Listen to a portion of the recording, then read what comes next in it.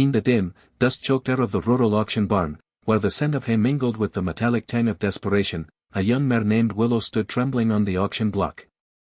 Her coat, once a glossy chestnut, was matted with sweat and blood from the birth she'd endured just hours before. The foal, a fragile colt with wobbly legs, huddled beside her, his tiny body pressing against her side for warmth and security. The auctioneer's voice boomed like thunder, rattling the wooden rails. Lot 47, folks. Fresh off the ranch, this mare's got spirit, and look at that bonus, a newborn colt. Bidding starts at 200. The crowd murmured, ranchers in worn boots and faded jeans eyeing her not as a living creature, but as potential profit. Willow's eyes, wide with exhaustion and fear, scanned the faces, her body still aching from the labor that had torn through her in the cold pre-dawn hours. No one had given her time to recover.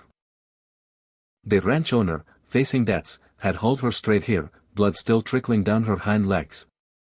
She nickered softly to her colt, a sound lost in the clamor, as the bids climbed slowly, 250, 300, each number a hammer blow to her weary soul. Out in the back row sat Elias Hawthorne, a weathered rancher in his late 50s, his calloused hands folded over a faded denim shirt. Elias wasn't like the others, he didn't come to auctions to expand his herd or turn a quick buck. It came because he remembered a time when kindness wasn't a luxury, but a necessity. Raised on a small family farm in the heart of Montana, Elias had learned from his father that animals weren't just livestock, they were partners in the harsh dance of rural life. But life had hardened him too, a drought had claimed his wife's dream of a thriving homestead, and cancer had taken her far too soon, leaving him alone with acres of empty land and a heart scarred by loss. He'd sworn off buying more animals after that, content to tend his few remaining cows and horses in quiet solitude. Yet something about Willow drew him in as the auctioneer rattled on. Elias watched her sway, her head drooping low, and a pang shot through him. She reminded him of his old mare, Daisy, who'd given birth during a blizzard and fought tooth and nail to protect her foal. 400 going once, the auctioneer called, and Elias's hand shot up unexpectedly. 500. The crowd hushed, turning to stare at the lone bidder in the back. The bid stalled there, surprise rippling through the barn. Who was this fool paying premium for a half-dead horse in her run of a foal?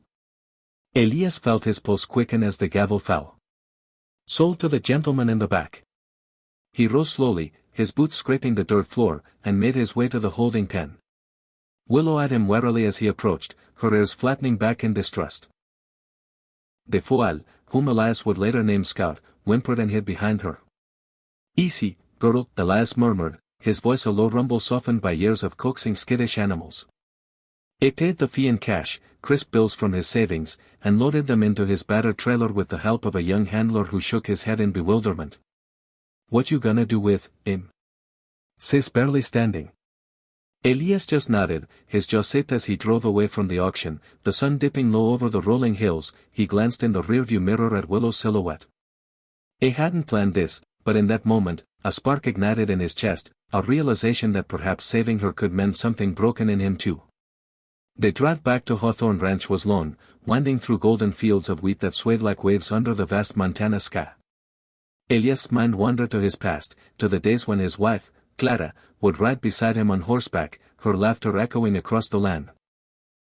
She'd always had a soft spot for the underdogs, rescuing stray dogs and nursing orphaned calves back to health.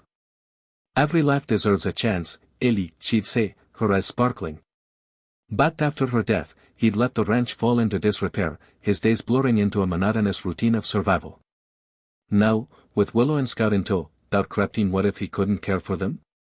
What if this impulse was just another way to fill the void? He pulled over at a roadside vet clinic, a small outpost run by an old friend, Doc Harlan.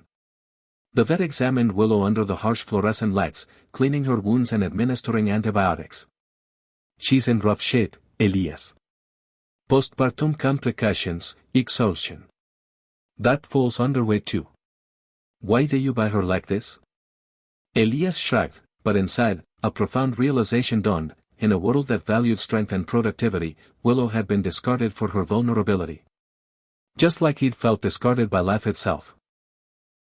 Back at the ranch, Elias settled them into the warmest stall in the barn, lined with fresh straw and equipped with a heat lamp for the cold. I spent the first night sitting on an overturned bucket, watching Willow nurse Scout, her body still trembling but her eyes softening as the painkillers kicked in. Days turned into weeks, and Elias poured himself into their recovery. He hand-fed Willow nutrient-rich mash, gently massaging her sore muscles, and took Scout on short walks to build his strength. The ranch, once silent except for the wind, filled with the soft whinnies and playful nickers of new life. But unexpected turns lay ahead. One stormy night, as thunder cracked overhead, Willow bolted in panic, her instincts raw from the trauma of the auction. She kicked at the stall door, nearly injuring herself again, and Elias rushed in, rain soaking his shirt. "Whoa, girl, it's okay," he coaxed, but she reared up, eyes wild. In that moment, he saw not just fear, but a mirror of his own grief, unhealed wounds lashing out. Instead of forcing her, he sat down in the hay, speaking softly about Clara, about loss and second chances. Hours passed, and slowly, Willow calmed, lowering her head to nuzzle his shoulder. It was a turning point, a realization that healing wasn't about control, but about patience and shared vulnerability. As spring bloomed across the ranch, painting the fields in wildflowers, Willow transformed. Her coat gleamed once more, her step sure and strong. Scout grew into a spirited colt, bounding through the pastures with unbridled joy. Elias found himself smiling more, his neighbors noticing the change.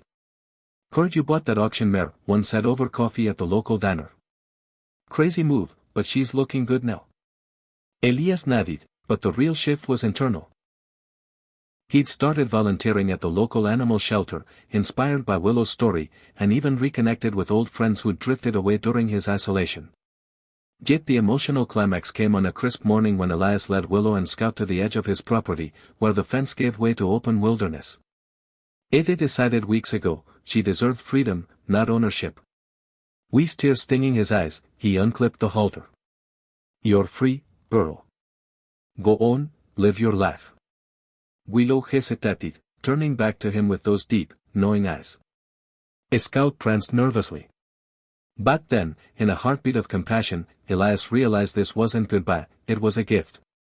It wasn't just saving her, she had saved him, reigniting the selflessness Clara had taught him. Willow didn't run far.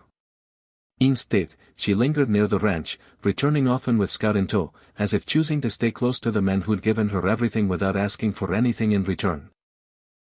The ranch flourished under this new bond, becoming a sanctuary for other rescued animals. Elias shared Willow's story at community gatherings, his voice steady but emotional, reminding folks that in a fast-paced world of profit and loss, one act of kindness could ripple outward, touching lives in ways unimaginable. Years later, as Elias watched Scout's own foals play in the sun, he felt a profound hope settle in his soul. Humanity's power lay not in grand gestures, but in quiet choices, to see the bleeding, the broken, and to offer healing without strings. Willow had taught him that, and in turn, he passed it on, inspiring a community to embrace compassion. In the end, it's the selfless hearts that truly set us free, leaving the world a little brighter, one rescued soul at a time.